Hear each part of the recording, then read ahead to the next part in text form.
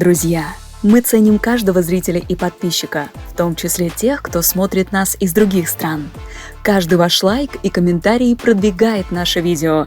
Вы знаете, насколько это важно для развития канала. Поделитесь роликом с родными, друзьями и, конечно, подписывайтесь, если все еще смотрите нас без подписки. Портрет великого князя Константина Павловича. Царственная бабушка видела его ни много ни мало как правителем возрожденной Византии со столицей в Константинополе. Второй и третий раз отказывается от престола. Почти месяц как бы правил под именем Константина I. Польская конституция ему не нравилась, он не скрывал к ней своего неодобрительного отношения. Его интерес не какие-то там конституции, реформы и все прочее. Это в эпоху бесконечных наполеоновских войн было архиважно.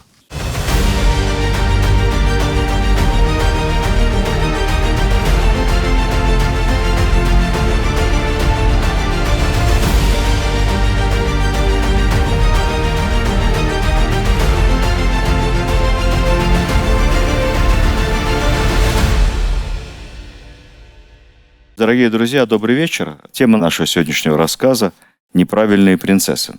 Начнем издалека, вспомним немного историю проблемы с престолонаследием, начиная с самых первых Романовых. Все время дети болели, наследники мужского пола умирали рано, трон Российской империи шатался, в XVIII веке попадал вообще непонятно кому, зачастую самым случайным образом. Так оно и происходило до Павла I. Сына Екатерины Великой, у Павла было 10 детей, из них только один ребенок умер во младенчестве, он так деликатно представлен в качестве мраморного бюста, а все остальные были крепкими юношами и девушками, что, конечно, для XVIII века совершеннейшее исключение. И вот Павел I и дал обширное потомство, которое позволило прочную династии Романовых в соответствии с актом о престолонаследии находиться на троне и даже породниться с большим количеством европейских домов. Итак, у Павла была большая семья. Сыновей 4. Александр первенец, бабушкин любимчик Александр I. Недавно совсем исполнилось 200 лет с момента кончины. Прекрасный памятник ему находится в Александровском саду у Кремлевской стены. Второй сын Константин Павлович. Они погодки, второй на год младше. Видимо, склонность какая-то была у них ранняя к облысению. Затем большой очень разрыв, потому что рождались девочки. И вот спустя почти 20 лет третий и четвертый сын Николай, будущий император Николай I, узнать практически невозможно в юности. Массу его канонических портретов статного красавца-спортсмена за 190 ростом, косая сажень в плечах в зрелые годы. И самый младший Михаил. Они дружили парами. Константин и Александр, потому что они сверстники почти, и Николай и Михаил. Разница между старшим и младшими братьями почти в поколение. Михаил Павлович вообще отца не знал и не помнил, поэтому он относился к своему старшему брату Александру, да и Константину тоже, как к людям, которые ему отца замещают. Если вы посмотрите на его известный портрет, находится в Русском музее, молодой, красивый офицер, кажется, что рыжий. Наверное, это все-таки специфика выцветания красок. Считается, что рыжих в роду Романовых не было. Наверное, темно-каштановые волосы. И вот он был военным до мозга костей. Все мужчины Романовы были военными, профессиональными. И каждому изначально определяли военную специализацию. Константин был кавалеристом, плюс специалистом по армейскому снабжению. Николай был военным инженером, имел инженерное образование, а Михаил был военным артиллеристом. Никаких амбиций на верховную власть не предъявлял, ревностно служил Александру, потом Николаю. Известен чем? Он основатель первого в нашей стране профессионального военного учебного заведения для артиллеристов – Михайловского артиллерийского училища. Знаменитый, дало огромное количество известных людей, перечислю некоторых. Михаил Бакунин, один из основателей анархизма, был отчислен.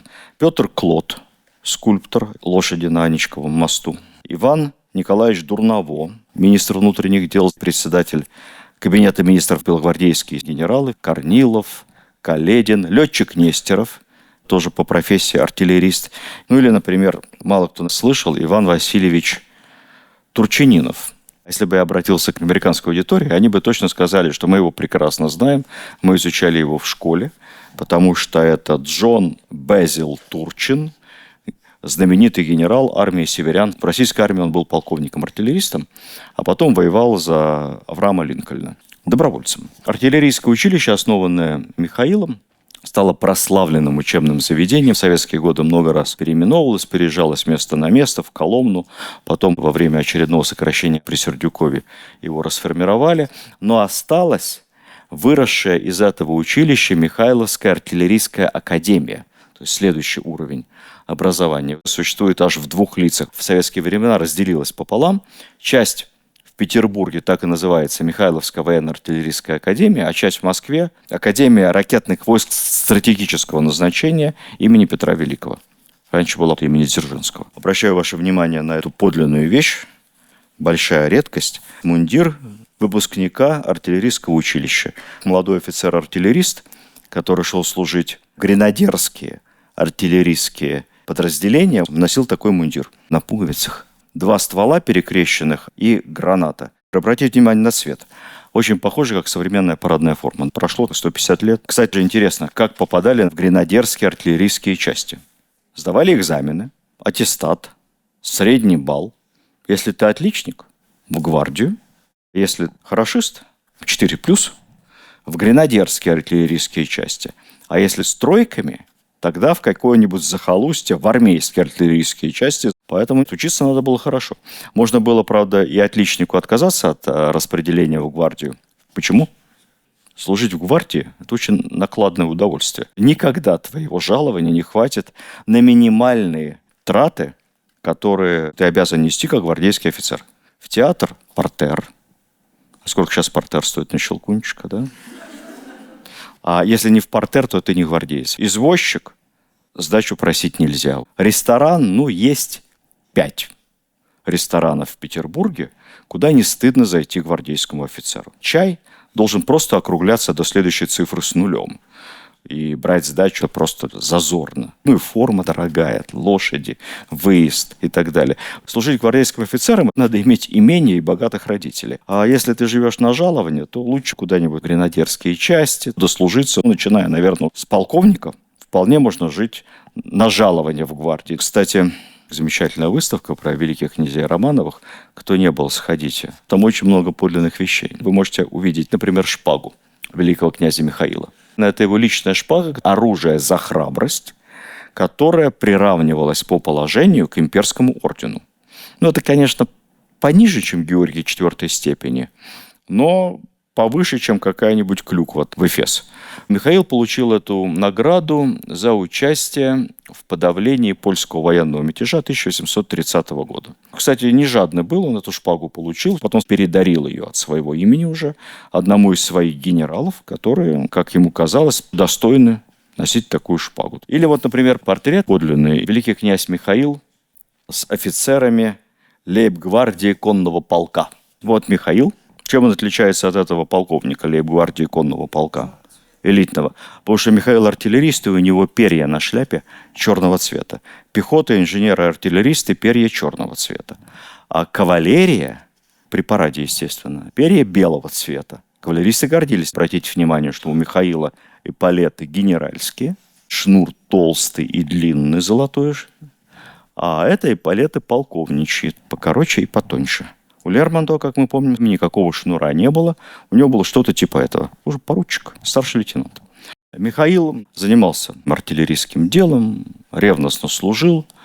Умер очень молодым, чуть-чуть старше 50. Это было, кстати, очень большим ударом для его старшего брата Николая. Он остался один. Уже Александр ушел, и Константин. И помимо того, что он командовал всей артиллерией, он еще командовал всей гвардией. Гвардия тогда в офицерской части довольно узкое сообщество, несколько сот человек.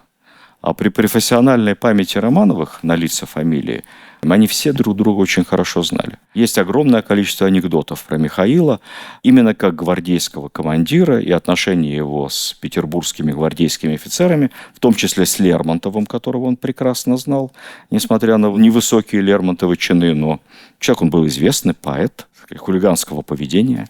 Я в лекции про Лермонтова про это рассказываю. Михаил был с чувством юмора и не злой командир. Но это все было вступление, потому что песня не о Михаиле, песня о его жене.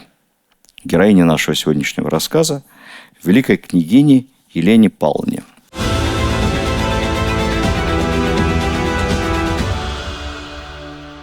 Она, естественно, немка. Полное имя Фредерика Шарлотта Мария Вюнтербергская. Кто у нас еще носила имя Фредерика Екатерина II? Фике. Когда ей сообщили, что жизнь ее сложилась, ей было как раз лет 15, выбор сделан за нее, кто будет ее мужем, родители договорились. Она, девушка умная, сразу начала учить русский язык, находилась во Франции в этот момент. И учебником русского языка была история государства российского, Карамзина. Не надо думать, что родители договаривались заочно. Все было очень даже прилично. Брак определила мама. Мама Михаила была тоже немецкой принцессой, и она из своих знакомых выбрала эту девушку, порекомендовала своему младшему сыну съездить за границу с ней. Он съездил, познакомился, отторжения никакого не было. Тем более, когда мама настаивает, она лучше знает. Сказал, да, матушка, если ты считаешь, то я согласен. Та, естественно, тоже согласилась. Счастливый билет. Что такое немецкая принцесса? Сказка «Принцесса на горошине» – это ведь чуть-чуть даже сатира на тему государственного устройства Священной Римской империи и того, что от нее потом оставалось. Десятки, сотни различных княжеств, графств, маркграфств, герцогств, иногда вот такого совершенно размера, как Коломенский район Московской области. Но там суверенный монарх. Поэтому брак с его дочерьми является, в принципе, допустимым для абсолютного монарха, не нарушением норм и правил.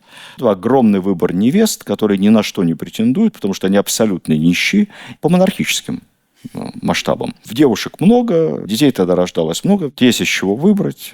И поэтому вот так по рекомендациям мы рекомендовали. Так что брак был по расчету. Может ли брак по расчету оказаться счастливым? Может, если расчет был верным.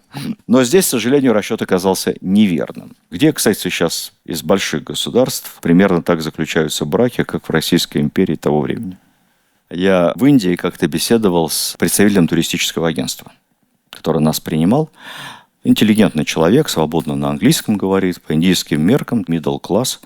У них, конечно, запрещены все эти касты, но, не дай бог, ты женишься на представителей низшей касты. Все понимают. И вот он рассказывал, как он женился, что он из касты почти брахманов, обедневший немножко. Я говорю, а долго вы были знакомы? Не, у нас, говорит, так не принято. Договорились родители.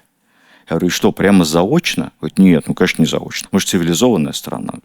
Я говорю, а как вы познакомились, пообщались, съездили куда-то? Нет, говорит, она была в одной комнате, мне через окошко показали ее, через стекло. Она согласилась, а ей показали мою фотографию. Вот 30 лет живем счастливо. Вообще при такой вот традиции, когда родители лучше знают, как показывает практика, получается не хуже, а может быть даже и лучше. Какой в Индии процент разводов?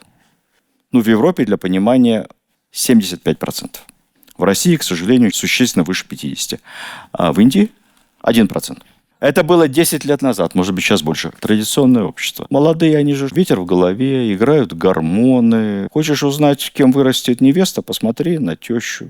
И в отношении мальчиков тоже это часто работает. Ладно, мы отвлеклись. Это был брак по расчету. Но расчет оказался не очень удачным. Елена Павловна, естественно, в православии.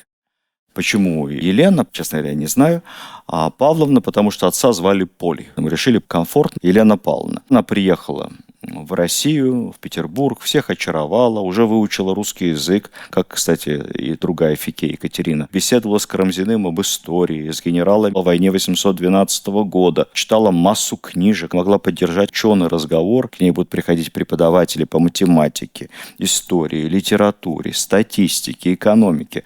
Она напичкается таким количеством знаний, что Николай I, то ли в шутку, то ли всерьез, будет его называть: в нашей семье есть ученые. И когда приезжали иностранные гости, он всем говорил, чтобы произвести впечатление, побеседуйте с Леной, она все знает. Но с мужем отношения были тяжелые, муж военный, прямолинейный, очень хотел мальчиков, а мальчики не рождались, как потом у Николая II, 5 девочек подряд. Девочки-то папу обожали. Рассказывали, что когда мама входила в спальню прощаться, спокойной ночи, девочки делали вид, что засыпали, глаза закрыты, лобик подставят, все, мы спим. Через 2 часа со службы приедет папа, девочки выпрыгивают из постели, бросаются к нему на шею, они ждали, пока приедет папа. Ну, так часто бывает. Папы любят девочек, девочки любят пап. Но 2 умерли из 5 в младенчестве. Страшная смертность детская, хоть и царская семья. А 3 умирает при родах, только-только выйдя замуж. 4 взрослая уже умирает, заболев на руках у отца. А 1 только дочь их пережила. Жуткая трагедия. Сына так и не было. Они все время с женой ругались. И вот как-то раз незадолго до серебряной свадьбы, до 25-летия брака, Михаила Павловича спрашивают: как будете праздновать 25 лет? Он так зубами поскрипел, говорит: праздновать не буду. Подожду еще 5 лет и отмечу годовщину моей 30-летней войны. Но не получилось, потому что в том же году Михаил Павлович скончался неожиданно. И, как часто бывает, при жизни сильно ругались, а потом Елена Павловна страшно распереживалась, одела траур, и до конца жизни больше его уже не снимала, став таким образом вдовой в 43 года. И вот тут что-то у нее, видимо, с психологией поменялось. Смерть дочерей, смерть мужа ранняя. Она активно занялась, с одной стороны, благотворительностью, с другой стороны, реформами. Не поверите себе. Именно так. Это портрет Елены Павловны с одной из дочерей художника Брюлова. Она очень помогала Брюлову, Айвазовскому. Художник Иванов никак не мог денег накопить, чтобы свою картину «Явление Христа народу» просто упаковать, которую он всю жизнь в Италии писал. Елена Павловна организовала перевозку, транспорт из Италии, поэтому эта картина у нас только благодаря ей. Ее обожали Пушкин, Жуковский, Карамзин, само собой. Представляете, такой читатель у него и поклонник. Когда скончался Гоголь, полное собрание сочинений Гоголя было издано полностью за счет Елены Павловны. После смерти мужа в Михайловском дворце, не путайте с Михайловским замком, где задушили Павла I, такой розовый, окруженный рвом. А Михайловский дворец – это дворец, специально построен еще до восстания декабристов для великого князя Михаила в центре города, рядом с Гранд-отелем «Европа». Это сейчас Русский музей. В этом грандиозном Михайловском дворце жила вдова Елена Павловна, и значительную часть дворца занимали разные учреждения, которые она организовывала и отдавала помещения под эти учреждения. Там всегда проводились известнейшие вечера. Это были необычные тусовки. Это были салоны, вот как хотел Петр I, когда придумал свои ассамблеи. Мы почему-то в кино думаем, что ассамблеи – это собрались все побухать, всячески хулиганить, пьянствовать, играть в азартные игры на деньги, но еще подраться можно, посплетничать. На самом деле, конечно, все было не так. Выпивки никакой не было почти вообще. Еды тоже минимум. Только легкие закуски. Можно было играть в шахматы, никаких карт и разговаривать. Курить, естественно, можно было, тогда все курили вслед за Петром. И вести интеллигентные беседы. Идея Петра – сообщество создать. Вот у Елены Павловны были примерно такие ассамблеи, на которые приглашали не только знать, приглашали специально иностранных послов. Бисмарк, будучи канцлер Германии, не пропускал ни одной ассамблеи у Елены Павловны. Ученых, художников-писателей, музыкантов, обязательно музыкальная часть. У Елены Павловны был личный концертмейстер, вместе с которым она создала потом Российское музыкальное общество и тут же отдала ему часть дворца. Личный концертмейстер у нее был Антон Рубинштейн. И, собственно, из их дружбы, ее поддержки родилась вся система современного музыкального образования в России. То, чем мы гордимся. 3-ступенчатая система музыкального образования. Музыкальные школы, 5000 в нашей стране бесплатных государственных музыкальных школ, потом музыкальные училища и, наконец, консерватория. Первая консерватория, ее ректором был директором Антон Рубинштейн, она родилась из музыкального общества по инициативе Елены Павловны. И дальше он говорил, что главная задача музыкального общества – это на всех уровнях, в разных губернских городах, создавать оркестры, коллективы, учить детей музыке. Можно сказать, что она запустила этот процесс. Кстати, о судьбе Михайловского дворца. Потомки князя Михаила продадут этот дворец в казну, а Александр III сделает там Русский музей. передаст туда свою коллекцию. Он был, так и назывался раньше, Русский музей императора Александра III, а сейчас просто Государственный русский музей. Вы знаете памятник Александру III в Питере? Да, там в таком дворике на земле стоит. И никак не могут найти место, куда его переставить. Его там после 17 года спрятали. В неподобающем месте находится этот замечательный памятник. А между тем нет лучшего места для памятника Александру III, чем перед входом в Русский музей. Потому что Русский музей был Александром III создан.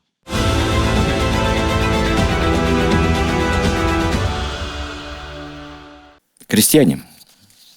Крепостное право. Общество бурлит. Естественно, на ассамблеях Елены Павловны обсуждаются политические вопросы. Главный политический вопрос, что делать с крестьянами. Надо освобождать. Освобождение крестьян, во-первых, нравственно. Нехорошо, когда четверть населения, а может быть даже треть, находится в полурабском статусе. Во-вторых, это экономически невыгодно для страны в целом. Это выгодно для конкретного владельца крестьян. Но для страны, для развития экономики это тормоз, нет рынка рабочей силы. И третье, это очень взрывоопасная ситуация. Или мы освободим их сверху, или они, значит, сами себя освободят снизу. И тогда пугачевщина это будет детский утренник на фоне того, что мы увидим. Елена Павловна придерживается самых решительных реформистских планов. Она стала поддерживать Милютина. Милютиных было два. Был знаменитый реформатор российской армии, военный министр Дмитрий Милютин. И был у него брат Николай Милютин, товарищ, то есть единственный заместитель, там был только один зам у министра внутренних дел. И один из активнейших идеологов освобождения крестьянства. Но в отличие от других реформаторов, даже от самых благодушных людей и самых прогрессивно мыслящих, как многие из декабристов, Елена Павловна не ограничилась разговорами. Елена Павловна предложила собственное поместье для проведения эксперимента по освобождению крестьян. Поместье находилось в Полтавской губернии, Малороссии, Карловка, отнюдь не карликового размера. 10 тысяч гектаров пахотной земли и 15 тысяч крестьян. И по предложению Милютина крестьяне были освобождены. Был написан проект, император утвердил. Она освободила всех своих крестьян с землей за выкуп. Еще до реформы. И впоследствии именно по этому плану, он, конечно, был не идеально, но это лучше, чем ничего. Задним умом мы понимаем, наверное, можно было сделать и лучше. Но была масса предложений освобождать крестьян по прибалтийскому варианту, по польскому варианту, то есть освобождать крестьян без земли, сразу превращая их, по сути, в сельскохозяйственных батраков. Мы все-таки пошли по пути освобождения крестьян с землей в ипотеку. Точно так же было организовано в масштабах всей империи, несмотря на все противодействие и на все риски. Но мы понимаем, какие риски. Я приведу такую аналогию. Строго исторически, конечно, она, как любая аналогия, условна, но она дает нам сегодня возможность попробовать понять психологию помещика. Вот представьте, что вы собственник квартиры, и вы свою квартиру сдаете. Предположим, у вас арендатор, живет 3 поколения. И родители его арендовали, и дед его, и он платит вам, а квартира вам досталась от прабабушки, который ее подарил царь-батюшка за то, что славно служили, воевали и ногу на фронте потерял муж.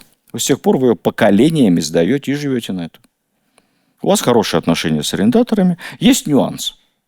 По договору арендатор не может никуда уехать. Такие законы. Он живет в квартире, занимается каким-то малым бизнесом, шьет, продает одежду, что-то там строгает, платит вам аренду. Уехать не может. Вы можете продать квартиру вместе с арендатором. Его продать вы тоже не можете отдельно. Те времена давно прошли. Конечно, в середине XIX века уже произошло сильное смягчение нравов и законов в отношении крепостных крестьян. Можете продать ее другому собственнику вместе с этим прикрепленным к квартире арендатором. Хорошо ли быть этим арендатором? Плохо. Надоело, хочется сменить вид деятельности. А никуда не денешься. Отец, бабушка, прабабушка. 300 лет мы в этой квартире живем. Но с другой стороны, заболеешь, с тебя аренду брать не будут. Пожалеют тебя, барин добрый. Может быть, даже врача тебе пришлют за свой счет. А когда состаришься, уже можно без аренды, просто где-то там живешь в чуланчике и живи себе спокойно, доживай, и никто тебя не трогает. Дети будут работать. Ну, то есть какие-то есть плюсы, но, конечно, это очень дискомфортная ситуация. Но стабильность. И тут вам объявляют: все, арендатор свободен. Вы говорите, хорошо, а я жить на что буду? У меня кроме этой аренды доходов 0. Мне говорят, нехорошо, нравственно, все время другое. Мы арендатора освобождаем, и вы как-нибудь с ним там сами договоритесь. Кстати, арендатора выгнать нельзя, поэтому одна комната останется у него. Для вас, как собственника квартиры, как это одна комната останется у него? А кто мне платить за это будет? Это мы тебе потом как-нибудь там через Госбанк выдадим компенсацию. В общем, освобождение крестьян очень сложная психологическая история. И для тех, кто столетиями владел землей с прикрепленными крестьянами, это с их точки зрения чистое воровство. И у них забирают источник дохода, который у них был поколениями, и за который их предки отрабатывали кровью и здоровьем. У арендаторов, крестьян, абсолютно другая психология. Любой сложный вопрос, как известно, имеет простой ответ, который всегда неправильный. И здесь простого ответа, как освободить крестьян, не было. Екатерина хотела освободить крестьян, Александр хотел, Николай хотел освободить крестьян, и никто не понимал, как это сделать, чтобы тебя самого, как Павла, тут же... Хозяева квартир, у нас самодержавие, есть абсолютная власть монарха, ограниченная удавкой. В конце концов, Александр II на это решается по плану Милютина и Елены Павловны. И всем, кто принимает участие в реформе, потом вручают медали за труды по освобождению крестьян. Их много, этих медалей, несколько сотен. Всем чиновникам, которые помогали, занимались этим вопросом. А вот куда меньшим тиражом была изготовлена золотая медаль. И вот эту особенную золотую медаль Государь вручает и лично своей тете Елене Павловне. Вот такая, посмотрите, очень стильная. С одной стороны классическая надпись, а с другой стороны профиль императора и одно слово «благодарю». И дата обнародования манифеста об освобождении крестьян. Все.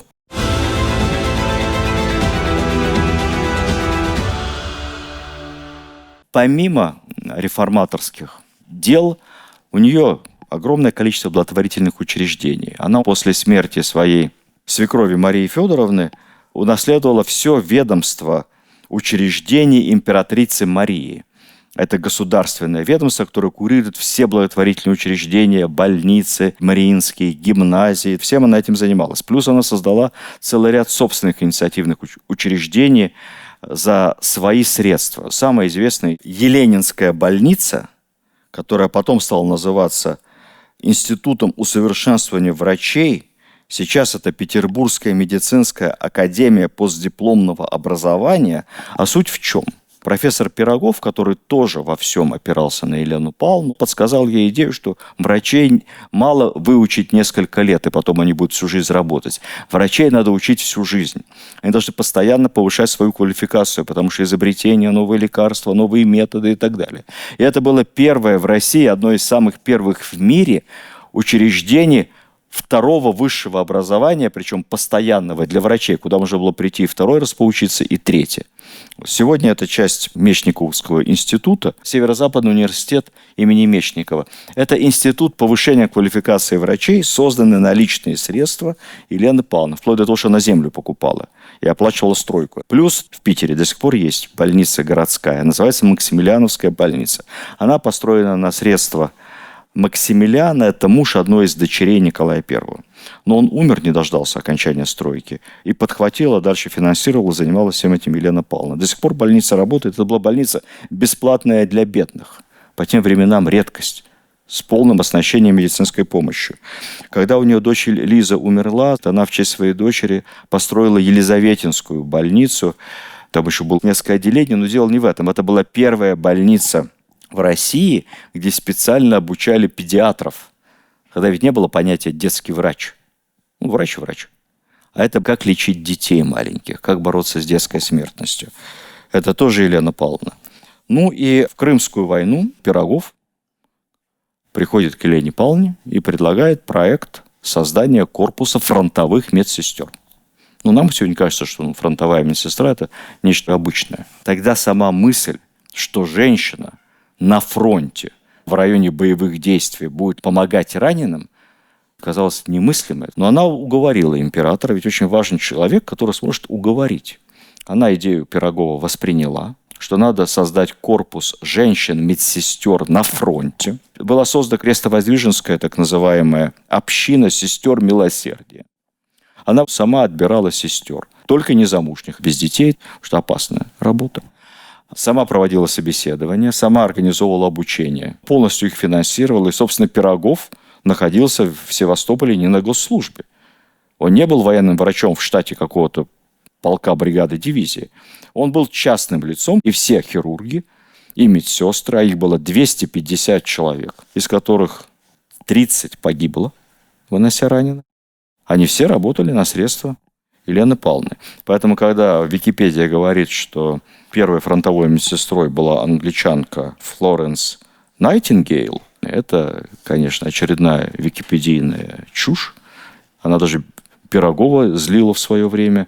Флоренс Найтингейл, конечно, хорошая женщина. Она приехала в Турцию, и в Турции, в госпитале, лечила раненых англичан, французов, кого эвакуировали из-под Севастополя. Не на фронте. На фронте работали наши медсестры Крестовоздвиженской общины Елены Павловны. Потом Крестовоздвиженская община преобразовалась в так называемое общество попечения о раненых воинах, которое, в свою очередь, преобразовалось в всем известное Российское общество Красного Креста. Происходит впервые в мире признание профессии военной медсестры. Издается приказ по военному ведомству, медсестер берут на довольствие, выплачивают им военную пенсию после того, как они отслужили, и они работают в военных госпиталях. Первую Нобелевскую премию мира в 1901 году получит француз Жан-Анри Дюнан за создание Международного Красного Креста. Он скажет, что да, конечно, большая честь, но никакого Международного Красного Креста никогда бы не было, если бы много-много лет назад русская княгиня Елена Павловна впервые не создала русский Красный Крест и русскую общину сестер милосердия, из которого все это и произросло. Дальше много-много можно рассказывать. Миклуха Маклай назовет в честь Елены Павловны пролив, горы в Папуа-Новой Гвинее и даже записки свои путешественника ей посвятит. Почему? Потому что она обо всем договаривалась. Об его поездках в Папуа-Новую Гвинею, финансирование. Он к ней ходил с этими проектами. Сейчас на картах все русские названия стерты. Никаких проливов Елены вы в Гугле никогда не найдете. Там все какие-то фантазийные новые имена. Открывал все это Миклуха Маклай. Дальше.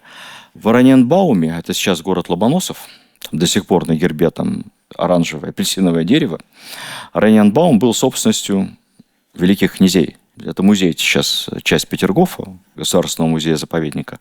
А тогда частное владение Михаила и Елены Павловны, их семьи. И вот там появилась улица Еленинская после ее смерти. После 17 года буковку «Е» о названии отковыряли, и без всяких декретов до 90-х годов это называлась улица Ленинская. В 98-м обратно приклеили. Теперь в Ломоносове есть улица Еленинская в честь Елены Павловны. А так больше памяти, собственно, никакой нету. Во дворике того самого института постдипломного образования, который сейчас Академия Мечникова, вот там единственный бюст стоит. И мне, честно говоря, кажется, что этого достаточно. Я не могу не вспомнить много анекдотов, связанных с его мужем. Один из них был связан с тем, что выпускники Михайловского артиллерийского училища решили в знак благодарности Михаилу Павловичу, основателю училища, сбросились с деньгами и сделать ему из серебра бюст в фойе училища. Умным начальникам подхалимаш не нужен, поэтому он говорит, отличная идея, собрали много денег, молодцы. Создаем фонд, из этого фонда деньги в банк, а проценты платим стипендии самым бедным офицерам, которые учатся в училище, курсантам, как бы сейчас сказали. Поэтому мне кажется, что если будет идея строительства таких грандиозных памятников Елене Павловне, то деньги в банк и на них платить стипендии, например, тем, кто хочет учиться медицине, бедным студентам. Елена Павловна этот план бы точно одобрила. Вот такая она была женщина, о существовании которой сегодня мало кто помнит и мало кто понимает, что такое улица Еленинская. Кстати, обратите внимание на этот костюм. Классический костюм сестры милосердия со времен Крымской войны почти не поменялся. Зимой шерстяное платье коричневое, белый передник, чтобы издалека было видно, чтобы не стреляли, и красный крест. такая же белая косынка, тоже часто с красным крестом на лбу. А летом не коричневое, а такое серое хлопчатобумажное платье, но обязательно тот же белый передник, та же белая косынка.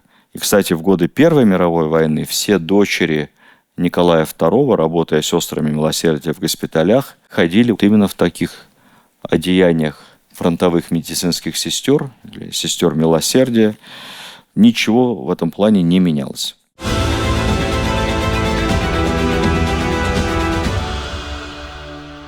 Если вы смотрите эту передачу в интернете, то знайте, что над нами давлеют алгоритмы. И если мы хотим, чтобы больше людей увлекалось историей, чтобы больше посмотрели это видео, надо ставить лайки, оценки, писать комментарии. Мы за это будем вам признательны от имени всего нашего лектория, где нету ни рекламы, ни промо-товаров, где нет ничего, чтобы мы продвигали бы вам. Мы за настоящее, искреннее и бесплатное историческое просвещение.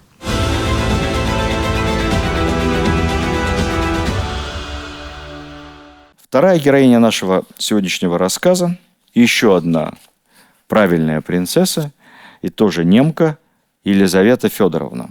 Урожденная принцесса Елизавета Гессен-Дармштадтская. Почему Елизавета Федоровна в православии? Потому что имя ей сохранили. Елизавета Федоровна в честь иконы Романовых, Федоровская икона Божьей Матери, которая сейчас в Костроме хранится, это их икона-покровительница. Поэтому так много Федоровна. Александра Федоровна, Мария Федоровна, она Елизавета Федоровна. Немецкая принцесса жила с родителями, заболели вся семья дифтерией, прививки от дифтерии появились в середине 20 века, наверное. Сестра умерла, мать умерла, две дочери, Лиза и Алиса. Сироты почти. Отец женился на молодой, а девочек отправил на воспитание к бабушке. Бабушка была влиятельная дама, королева Виктория, английская. Поэтому вот бабушка Лизы и Алисы, у которой эти девочки с младенчества воспитывались в Англии. Жили они в поместье, красивый замок, прямо аббатство Даунтон, кто даже похлеще еще, кто смотрел этот замечательный сериал, Осборн Хаус. Вот тут прошла юность Елизаветы. Она считалась одной из самых красивых невест Европы. Кто только и не предлагал ей руку и сердце, включая будущего кайзера Германии Вильгельма II. С кем мы будем воевать в Первой мировой?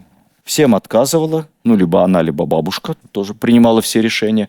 В конце концов, в мужья выбрали, или она выбрала, одного из сыновей Александра II, пятого сына по очереди, князя Сергея. Высокий, красивый парень. Она с изумительной фигурой, и он где-то 1,90 м плюс. Военный. Он воевал на турецкой войне 1870-х годов.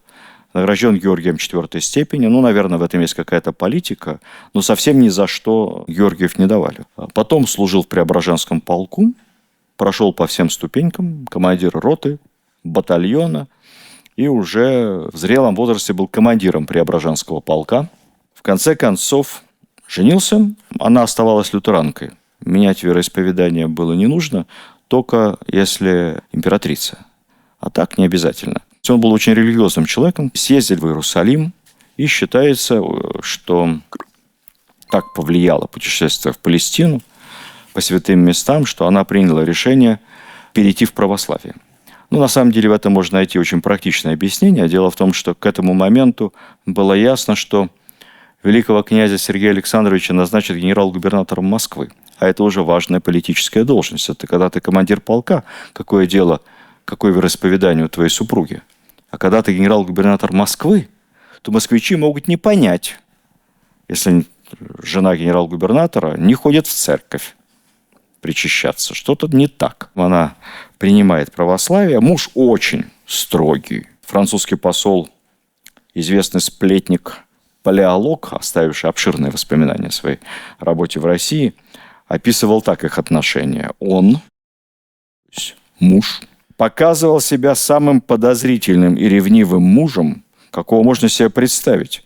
Он не допускал, чтобы его жена оставалась с кем-то наедине, не позволял ей выезжать из дома одной, наблюдал за всем ее чтением и запрещал ей читать Анну Каренину, опасаясь, что этот обаятельный роман не пробудил в ней опасного любопытства или слишком сильных переживаний. Вот интересно, как у нас меняются представления о неприличном чтении. Это великий князь Сергей еще в интернете определенные ролики не смотрел. Анна Каренина его смущала. И вот его назначают генерал-губернатором Москвы. Он, кстати, не хочет. Ему нравилось командовать полком. И он приступает к работе. Самый известный образ генерал-губернатора Сергея Александровича Романова в литературе, в серии книг, хороших книг на самом деле, хорошего писателя, беллетриста и очень плохого человека и общественного деятеля, известного иноагента. Это серия книг о Фандорине. Вот там все, что есть положительное в части московского начальства, в собирательном образе генерал-губернатора по фамилии Долгорукой. За исключением одной буквы, такой человек в Москве жил и руководил ей на протяжении четверти века. Князь Владимир Андреевич Долгоруков, генерал-губернатор Москвы, такой барин, хлебосольный, видимо, неплохой человек. При нем Москва была патриархальной, гуси ходили, тут коровы. Остоженку представляете? Там между Бульварным и Садовым есть музей Тургенева замечательный. Дом, где жила мама Тургенева. Туда к ней он приезжал постоянно из имения. Такой большой деревянный дом. Был на открытии этого музея после реставрации. Меня поразила эта картина. Как выглядел этот дом во времена Тургенева. Все так, Остоженка даже замощена чем-то. А дальше переулочки справа и слева, и там коровы, козы какие-то ходят. Деревни совершенно. Герасим топил Муму, чтобы вы понимали, не в Волге. Он ее топил около Остоженки, отойдя чуть-чуть от дома. Патриархальная деревенская Москва. Это была Москва князя Долгорукова. И вот его по старости уже отстраняют, назначают генерал-губернатором Сергея Александровича. Долгоруков, он уже старенький был, около 80, совсем в летах, ну, деятельный очень. И он уехал в Париж и через 3 месяца умер. Так бывает, когда человек в самых зрелых годах ездит на работу каждый день, чем-то занят, мечтает отдохнуть, съездить в Сочи, погреться. Как только у него нет ежедневной занятости, нет работы, все. В организме сразу все ломается. Это необъяснимый совершенно феномен, ведь, по идее, все должно быть наоборот. На отдыхе человек должен жить долго. Витамин D, здоровое питание. Вот так. Долгоруков уехал отдохнуть в Париж и сразу умер. Недавно открывалась выставка, посвященная тем временам. И наше городское начальство, выступая на этой выставке, сказали буквально следующее. Было написано в буклете. При правлении князя Сергея Александровича в Москве было сделано то, что не делалось перед этим целое столетие. И действительно, эти годы, рубеж 19-20 века, Москва совершила технологический прорыв. Электричество, трамваи, канализация, водопровод, бурное развитие промышленности. Тут надо, правда, понимать, что генерал-губернатор Москвы – это совсем не то самое, что и мэр сегодня. Совершенно другая должность. Какие были обязанности генерал-губернатора? Ему подчинялась Москва, Подмосковье, вся Московская губерния и Московский военный округ одновременно. Представляете, это уровень начальства какой, да? Но его задача в Москве и Московской губернии – это не управление городским хозяйством и не строительство канализации. Его задача – следить и осуществлять надзор за соблюдением законов и повелений императора. Это главный силовик армейский, не полицейский. И главное, надзирающий за всем. Он отвечает за безопасность. Он может вводить военное положение, разгонять демонстрации, запрещать собрания, больше 3 не собираться, выселять из Москвы, из губернии целые группы и слои населения. Он может закрывать магазины, торговые точки своим декретом. Это он все может. Но хозяйскими вопросами он не занимается. Помимо генерал-губернатора есть губернатор. Губернатор – это чиновник МВД, на котором находится все реальное управление в городе. Ему подчиняется полиция, ему подчиняется сбор налогов, ему подчиняются суды, все присутственные места, все чиновники, подбор кадров. И он еще надзирает за органами местного самоуправления.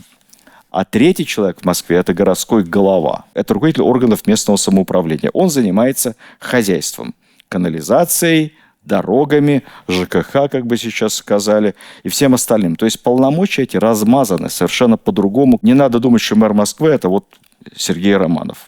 Совершенно другая работа. Во время Романова был такой губернатор Александр Булыгин, чье имя вообще никто не помнит, МВДшный чиновник. Вот он был наполовину мэром Москвы, а отчасти это вообще были выборные депутаты и крупные предприниматели, такие как, например, Третьяков, Алексеев, это который Станиславский, родственник. Это были большие бизнесмены, которые занимались политикой и умели это делать, занимались как раз городским хозяйством, концессиями и так далее, и так далее. Да, расширение канализации во время Сергея Александровича произошло. Раньше был водопровод, канализация, но маленькие и плохие, еще со времен Екатерины. Все это перестроили, был грандиозный проект, лучшие ученые над этим работали, инженеры. Москва в этом отношении была продвинуте Лондона. Но задача Сергея Александровича была приехать и перерезать красную ленточку. Все это делалось до него и без него. Построили первую электростанцию на Раушской набережной, ГЭС-1. Но то же самое, этим занимался концерн Siemens по концессии. Великий князь приехал, перерезал ленточку. ГУМ построили при Сергее Александровиче, да, верхние торговые ряды. Открывал их великий князь Сергей Александрович, перерезал ленточку, но проектирование, финансирование, сбор денег и все решения принимались без него или до него. Так что тут не надо думать, что он прямо был мега каким-то мэром. Было и с Собяниным его сравнивать совершенно. Было бы неправильно. Но, с другой стороны, плохого тоже сказать ничего нельзя. Его называли князем Ходынским, потому что при нем произошла ходынка, он во всем виноват. Это было по аналогии еще с его родным братом, которого называли князем Цусимским, за Цусиму, командующим военно-морским флотом. Но Цусимский – это отдельная история, а в Ходынке он был не виноват совершенно. Ходынкой занимался управделами президента, управление императорского двора, организацией торжеств. А он просто, как генерал-губернатор Москвы, попал под раздачу. Его обвиняли, что он выселил из Москвы всех евреев. Страшный антисемит. Выселил всех, включая Левитана. Ну, во-первых, Левитана как раз он вернул потом. Собственно, разрешил ему обратно заехать. Выселил не всех, а 3/4. И в психологии того времени это называлось не выселение евреев. Евреев не было понятия, было понятие иудей. Крещенных вообще никто не трогал. Это была борьба с нелегальной иммиграцией. Потому что черта оседлости не разрешала иудеям без особых разрешений селиться в черте города, если они не попадали в ряд категорий: купцов первой гильдии, высшее образование, врачи, отслужившие в армии и прочее, прочее, прочее. Если он не попадает под это исключение, то он должен жить за чертой оседлости. Но они все равно оформляли временные разрешения, ну и потом за деньги бесконечно эти разрешения продлевали, и где-то там в Петербурге решили, что пора начать бороться с нелегальной иудейской иммиграцией в Москве. Проверить документы, все, у кого просроченное разрешение, выселить их. Вот так и сделали. Но это было петербургское решение. А Сергей Александрович осуществлял просто, выполнял волю императора. Так-то у него отношения были вполне себе ничего с евреями. Он, например, дружил с банкиром Поляковым, который владел вот этим зданием. А банкир Поляков, Лазарь Соломонович, не обращайте внимания на фамилию, был главным еврейским меценатом в Москве. Большая семья Поляковых, много братьев, чуть не 10. Огромный бизнес, финансово-промышленный. Он синагогу построил, знаменитую. Здесь была гимназия. Поляков был главным спонсором Музея изобразительных искусств имени императора Александра III, Пушкинский музей сегодняшний. Поляков давал деньги, а председателем совета музея был лично князь Сергей Александрович, поэтому они вполне находились в дружеских отношениях. Так что никаким он, конечно, антисемитом не был.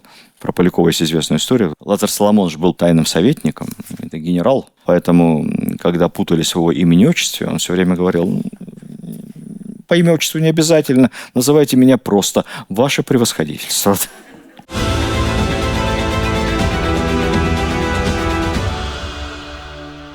Много чего великому князю Сергею Александровичу приписывалось, того, чего он не делал. Это создавало имидж ретрограда, антисемита, жестокого человека, безразлично относящегося к простым людям. Тысячи на Ходынке из-за него задавили.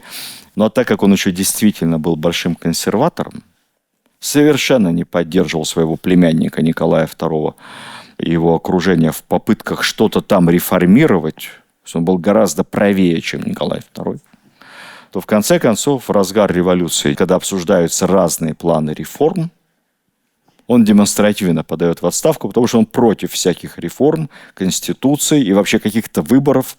С этими выборными я в Москве намучился. С 1 января 1905 года он в отставке, частное лицо. Живет в Кремле и через месяц без охраны в карете едет на Тверскую в дом генерал-губернатора с новым губернатором о чем-то поговорить. Член боевой организации эсеров-террорист Каляев бросает в карету бомбу. Прямо на территории Кремля. Кремль свободен к посещению, никаких пропусков. Никто не проверяет. Разрыв такой страшной силы, что там убивает и кучера, и лошадь. А самого уже месяц, как не губернатора Москвы, разорвало на несколько частей. И героиня нашего рассказа, Елизавета Федоровна, ползала на коленях по снегу, это начало февраля, и складывала на простыни рука, нога, голова. Собирала его по частям. Боевая организация эсеров приговорила его к смерти как идейного вдохновителя расстрела рабочих в кровавое воскресенье в Петербурге. У нас у революционеров все хорошо, кроме логики. Как он в Москве, находясь, идейно вдохновлял расстрел рабочих 9 января в Петербурге, это не важно. Отомстили. Елизавета Федоровна потом придет к убийце в камеру, скажет, что она его прощает, и предложит ему написать прошение о помиловании, пообещав, что она уговорит императора заменить казнь вечным заключением. Они идейные эсеры. Он отказался. Я чужие жизни не жалею, и свою не пожалею. Отказался писать прошение о помиловании. Рассказал, что со 2-го раза бросил бомбу, пытался за 2 дня до этого, гулял по Кремлю, но не стал бросать, поскольку в карете находилась сама Елизавета Федоровна и 2 племянников, которых они воспитывали как своих детей. Говорит, я детей пожалел. А в этот раз он ехал один, поэтому я волю народа исполнил. Повесили. На месте гибели поставлен был крест работы художника Васнецова с надписью «Отче, отпусти их грехи, ибо не ведают, что творят». Этот крест через несколько лет большевики во время маевки 1 мая 1918 года снесли. История о том, как это происходило, описана в воспоминаниях коменданта Кремля. Я, с вашего позволения, прочитаю, потому что я эту стилистику пересказать своими словами просто не смогу. Это какая-то фантастическая, лубочная сказка про дедушку Ленина. Пару слов для понимания духа эпохи. Молодежь, наверное, уже не помнит, а вот люди постарше помнят канонический советский эпос про ленинские субботники. Что такое субботник? Изначально бесплатный, без оплаты, добровольный выход на работу. Первый субботник состоялся в ночь на 12 апреля 1919 года в депо «Москва-сортировочная». Вот рабочие пришли ночью бесплатно поработать. Это событие действительно факт. И Ленин посвятил ему статью «Великий почин», где писал, что, мол, это свидетельство нового коммунистического отношения рабочих к труду. То есть за идею рабочие готовы трудиться на предприятиях бесплатно. На мой скромный взгляд, конечно, белиберда полная. Это статья «Великий почин». Ну, такой был дух эпохи. Работать бесплатно, конечно, здорово, но никто не хочет первый начинать. Либо это, как говорил другой видный теоретик социальных отношений Кот Матроскин, бесплатный труд для моей пользы, он как-то там облагораживает. Но был еще один субботник, который стал в советской пропаганде каноническим. Это субботник 1 мая 1920 года. Работники Совнаркома, большевистские лидеры очищали Кремль от мусора, а сам Ленин участвовал в переноске бревен. Вот та самая знаменитая фотография, где Ленин с бревном и с группой товарищей несет его, причем, по воспоминаниям, как утверждали, Ленин каждый раз старался ухватить бревно именно за самый толстый конец, то есть взять на себя главную тяжесть переноски бревен. Удивительно, что он делает это в довольно-таки цивильной офисной одежде. Но это ладно. Если судить по воспоминаниям, то вот это бревно вместе с Лениным несло как минимум несколько сот человек. Каждый хотел прикоснуться к этому бревну. Хотя сохранилось только одно подлинное фото, но с этого фото сделано много репродукций, картин, где уже, разумеется, фигура Ленина не вызывает никаких сомнений. Бревен действительно в Кремле было много, бревна валялись там еще с 17 года, из них строили баррикады, юнкера. А вот к тому моменту крест на месте убийства Сергея Александровича уже снесли 2 года как.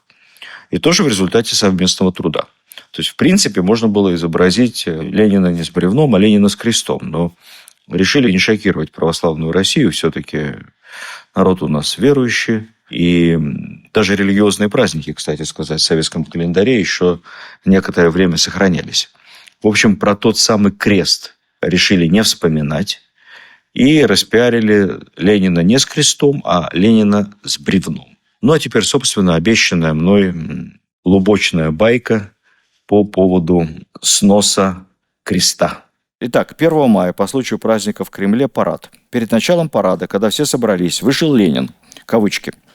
Он был весел, шутил, смеялся. Когда я подошел, комендант Кремля, Ильич приветливо поздоровался со мной, поздравил с праздником, а потом внезапно шутливо погрозил пальцем. «Хорошо, батенька, все хорошо. А вот это безобразие вы так и не убрали. А это уже нехорошо». Он указал на памятник, воздвигнутый на месте убийства великого князя. Я сокрушенно вздохнул. Правильно говорю, Владимир Ильич, не убрал.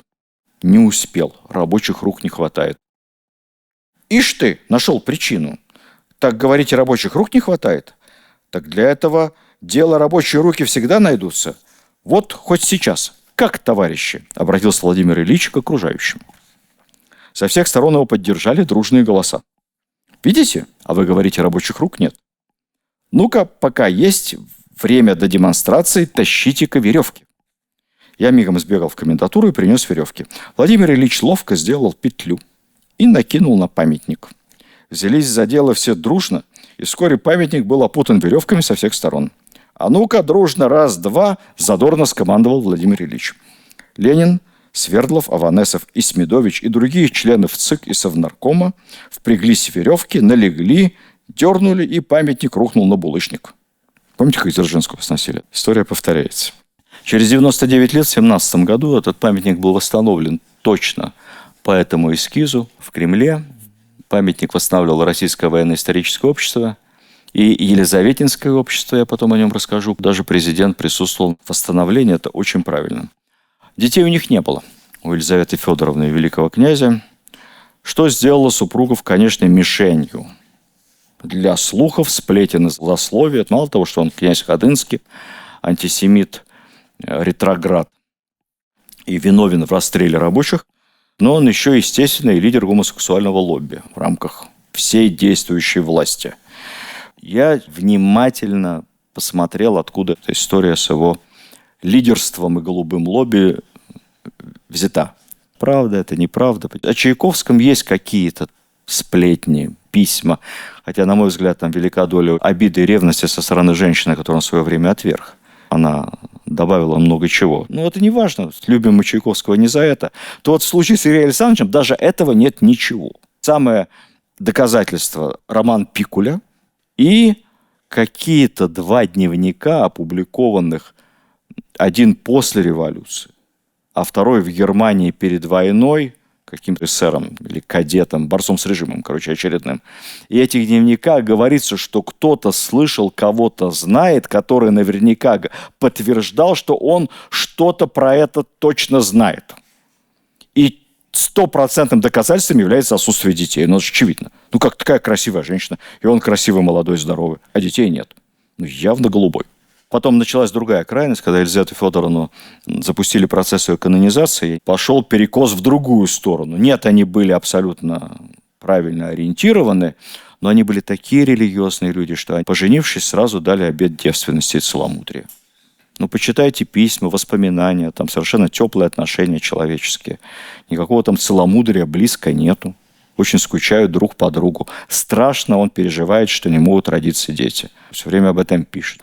Вот Господь нам не дает, надо куда-нибудь съездить, помолиться. Реальная причина бездетности, скорее всего, здоровье мужа. Несмотря на статный вид, болезнь тщательно скрывалась. У него был костный туберкулез. Он все время ходил в корсете под мундиром. И очень болела спина. От костного туберкулеза скончался его старший брат Николай, помните, наследник престола до Александра III. Вот точно такой же диагноз, умер в 20 с небольшим лет. Пишет Елизавета Федоровна в частном письме. Сергей опять очень страдает. Ему все время нужны горячие ванны, особые соли, без них он не может обходиться. Так что, может быть, если бы не убили, и не прожил бы долго.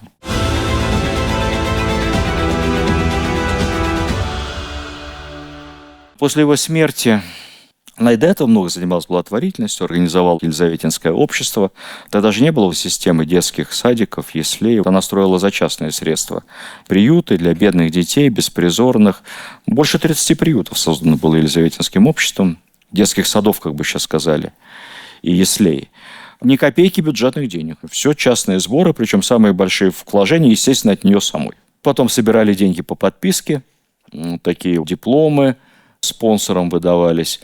Я, кстати, посмотрел, среди спонсоров Елизаветинского общества не только князья и всякая аристократия знать. Купцы, какой-то крестьянин нижегородский пожертвовал 3000 рублей.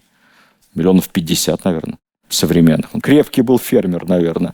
Они давали целевые пожертвования на строительство конкретного детского приюта. Собирали по подписке деньги, купите красное яичко, помогите несчастным детям. Вот такие агитационные плакаты Елизаветинского общества. 36 было создано детских учреждений. Ну, а потом она полностью уже посвятит себя благотворительности. Естественно, никогда замуж не выйдет. Возглавит после своего мужа знаменитое императорское палестинское общество, которое будет скупать недвижимость и земельные участки в Святой Земле, строить там православные храмы, монастыри. Потом станет председателем так называемого, тоже интересная организация, Дамский тюремный комитет. Что такое Дамский тюремный комитет? Такое вот нелепое название.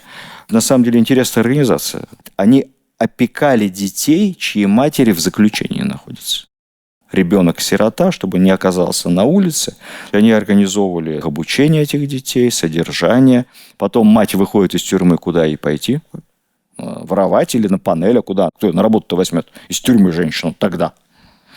Поэтому при Дамском тюремном комитете швейные мастерские, куда брали бывших заключенных женщин, чтобы они могли пропитать себя. А самое интересное, специальные курсы для подготовки тюремных надзирательниц. Потому что очень жестокие нравы в тюрьме, и чтобы эти надзирательницы были хоть чуть-чуть подготовлены и человечно, их обучали на специальных курсах.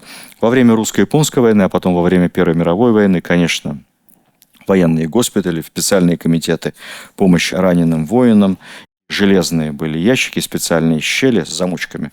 Они по всем городам стояли, куда можно было собирать деньги на помощь раненым. Ну, а в Москве, за Москворечье, на Большой Ордынке, она после смерти мужа, продав все свои драгоценности, купила земельный участок, 4 дома, храм построили там и организовали так называемую Марфо-Мариинскую обитель. Она и сейчас есть. Прекрасное, благостное место, сходите, посмотрите. Она, конечно, сейчас, наверное, не в том масштабе. Тогда это был почти полноценный монастырь в центре города, но совсем не монастырь.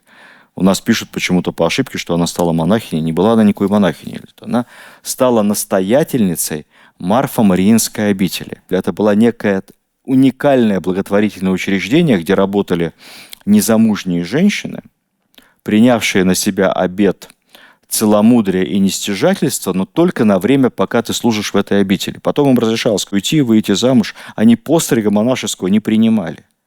Они работали медсестрами, аптекарями, санитарами. Это был как бы одновременно госпиталь, школа, аптека, приют, бесплатная столовая, сотни людей кормили ежедневно, лечили бесплатно, содержали детей. Уникальный благотворительный оазис в центре города. А она, тоже не принимая монашеского пострига, настоятельница. Когда началась Первая мировая война, то, естественно, часть сестер милосердия сразу уехала во фронтовые госпитали, но и в самой обители тоже открылся такой же госпиталь для раненых. Политикой совсем не интересовалась, очень не любила Распутина. Она воспитывала 2 племянников, детей своих не было, 2 детей брата мужа. Она Распутина просто не переносила, из-за этого страшно поссорилась со своей младшей сестрой. Станет императрица Александра Федоровна, она выйдет замуж за Николая II. Страшно поссорилась, буквально не разговаривала с ней, говорила, что Распутин – это зло, но Александра Федоровна было совершенно другое отношение. Но вот насколько все переплетено и насколько мир тесен, она воспитывала 2 племянников. Один из этих племянников вырастет и убьет Распутина вместе с Юсуповым. Вот так.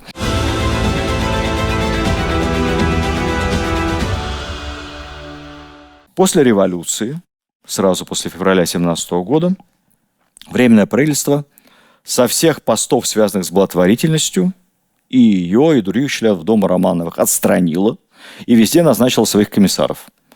Ну, понятно, что комиссар лучше займется благотворительностью, чем княгиня. Весной 18 года, ей уже за 50, ее арестовали большевики и отправили на Урал.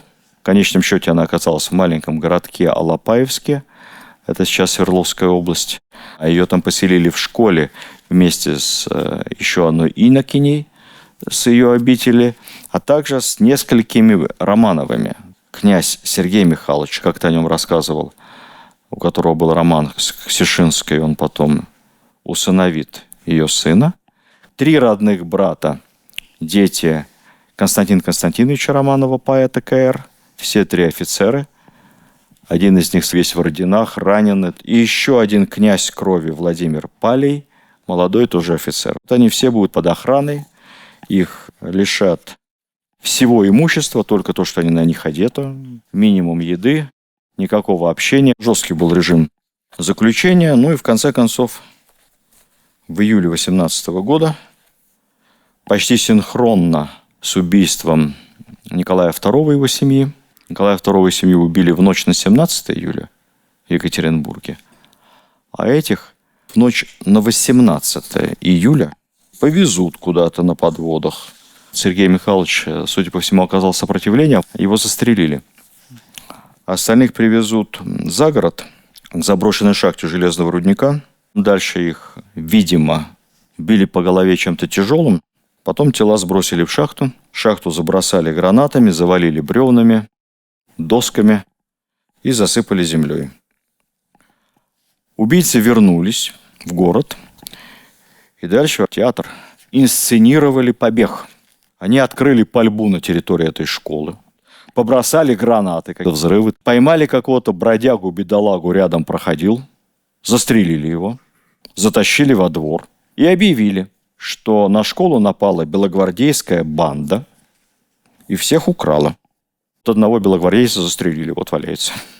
Когда Колчак занял Урал, проводили следствие, опрашивали всех. Кстати, поймали большую часть участников этого преступления и, конечно, расстреляли. Трупы достали. Вскрытие по всей науке, медицинское освидетельствование.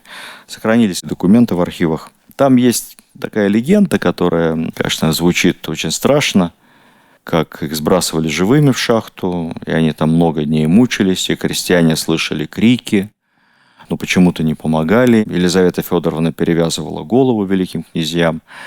Мне представляется, что это все легенды. Я не могу говорить на 100%. Но если почитать документы освидетельствования, то там видно, что им всем нанесены удары по голове, и, видимо, смертельные, и потом уже они сброшены вниз. Высота шахты 16 метров, это 6-этажный дом, 5-этажный. Шансов остаться живым с проломленным черепом все-таки вряд ли. Тела мучеников были торжественно перезахоронены. Потом, когда красные опять стали наступать, несчастные тела опять выкопали в цинковых гробах и увезли в Читу, из Читы в Пекин, похоронили на территории нашей миссии православной. В посольстве там церковь. Потом оттуда опять извлекли, перевезли в Иерусалим. И Елизавету Федоровну захоронили в итоге в Гефсиманском саду. Церковь Святой Марии Магдалины. Эта церковь, ирония истории, она ее открывала вместе с мужем во время своего путешествия на Святую Землю, когда она приняла решение перейти в православие. Церковь, которую она открывала, там ее и похоронили. Прямо в храме она признана святой. Сначала была Русская Православная Церковь за рубежом, еще в 80-е годы. Потом это решение подтвердила и наша РПЦ. Она прославлена как преподобно-мученица. Так прославляют монахов, хотя она монахиней не была. Сейчас Елизаветинское, Сергиевское просветительское общество очень активно работает, занимается популяризацией благотворительности, милосердия на примере Елизаветы Федоровны, святой. И поэтому не обижена посмертной памятью Елизаветы Федоровны. Стоят ей памятники и в Москве, в центре на Третьяковке, недалеко от Марфо-Мариинской обители, и в самой Марфо-Мариинской обители, и в Алапаевске.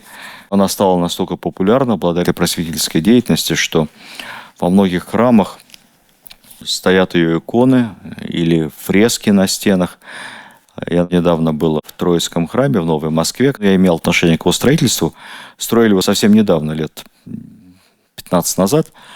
И неожиданно увидел огромную фреску на стене Елизавета Федоровна. Почему? Ну, вот так решили художники, когда проектировали. Само по себе это все происходит. Она стала символом и милосердия, и благотворительности, и правильного отношения к жизни. И, конечно, ее трагическая мученическая смерть тоже эмоционально влияет на современную память. Вы не поверите, даже в Вестминстерском аббатстве в Лондоне на фронтоне стоят скульптуры ростовые святых XX века. И она, будучи православной святой, там ее изображение. Может быть, как внучки королевы Виктории. Но тем не менее. Почему я выбрал рассказать именно об этих двух правильных принцессах? Потому что они были немки, которые стали совсем русскими. Поэт Алексей Апухтин, правда, писал про Екатерину II, но у него есть такие строки. «Я больше русскую была, чем многие цари, по крови вам родные». Вот они были больше русские, чем русские. И Елена Павловна, и Елизавета Федоровна. Они очень похожи. Овдовели раньше времени, тратили все свое состояние на благотворительность. Но у них стремление к добру не носило поверхностного характера. В этом не было никакого самопиара. Поэтому они и стали обе, одна совершенно малоизвестная, вторая более известная, благодаря современному елизаветинскому обществу. Они стали символами милосердия, для которых нравственное противостояние несправедливости, милость к падшим, не официальная какая-то история, а реальная потребность души. Ничего в этом казенного нету. Они не организовывали фонды за бюджетные деньги, они занимались сами.